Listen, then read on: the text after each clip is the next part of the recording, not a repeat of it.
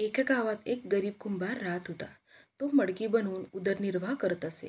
त्याला मडकी बनवण्यासाठी मातीची फार गरज भासत असे. म्हणून त्यांनी माती आणण्यासाठी गाढव पाळले होते. परंतु कुंभार गरीब असल्यामुळे गाढवाला पुरेसे खायला देऊ शकत नसे. एक दिवस कुंभार जंगलातून जात असताना त्याला एक वाघ उपाशी झोपलेला दिसतो. कुंभार त्याच्याजवळ जातो. पाहतो तर तो वाघ मेलेला असतो. त्याला एक युक्ती सुचते.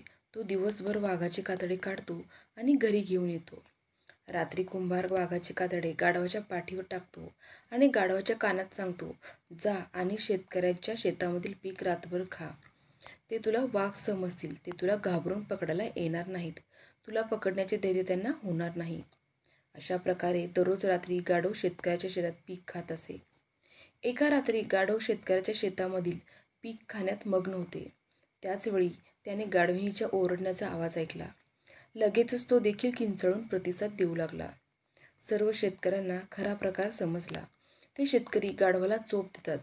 आपण जे नाही ते दाखवायला गेल्यामुळे गाढवाने मार खाल्ला. तात्पर्य: अतिशहाणा त्याचा बैल रिकामा.